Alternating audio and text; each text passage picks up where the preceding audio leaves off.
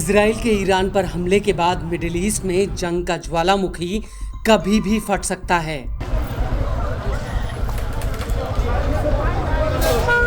क्योंकि इजराइल ने न सिर्फ ईरान के परमाणु ठिकानों को निशाना बनाया, बल्कि उसने एक झटके में ईरानी सेना के कमांडर मेजर जनरल हुसैन सलामी, उनके डिप्टी को भी ढेर कर दिया।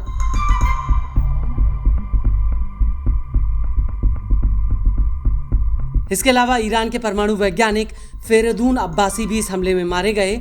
उनके साथ ईरानी आर्म्ड फोर्स के मेजर जनरल मोहम्मद बघेरी की भी मौत हो गई।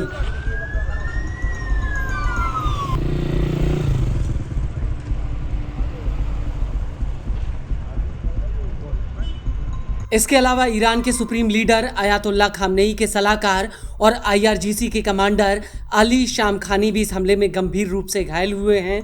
ईरानी मीडिया का कहना है कि उनके साथ ईरानी सेना के कई बड़े अधिकारी और परमाणु वैज्ञानिक मारे गए हैं।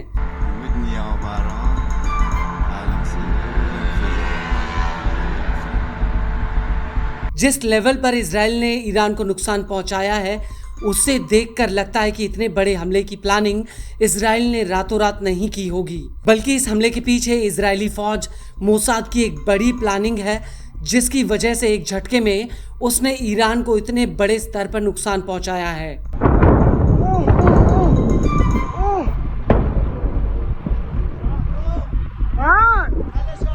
और अब IDF ने खुद इस बात को कबूल कर लिया है कि वो ईरान के परमाणु ठिकानों पर हमले की प्लानिंग कई सालों से कर रही थी।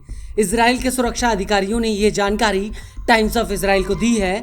ईरान के परमाणु ठिकानों पर हमला करने के लिए इजरायली फौज और खुफिया एजेंसी मोसाद कई सालों से प्लानिंग कर रही थी।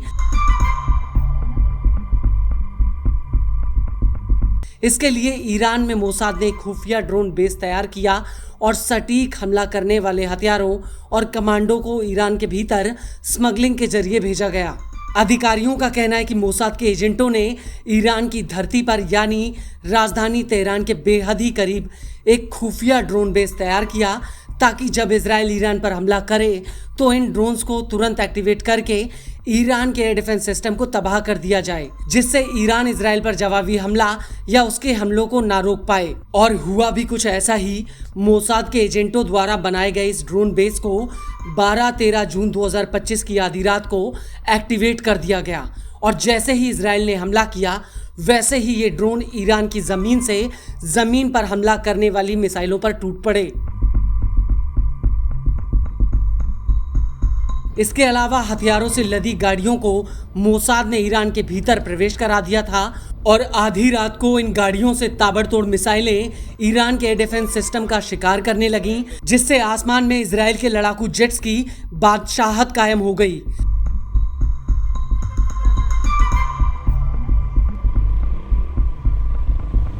इसके अलावा मोसाद के कमांडोज ने केंद्रीय ईरान में बने एंटी एयरक्राफ्ट अड्डों के पास सटीक हमला करने वाले हथियार तैनात कर दिए थे, और इन हथियारों ने ईरान के एंटी एयरक्राफ्ट सिस्टम को एक्टिवेट होने से पहले ही मिट्टी में मिला दिया था।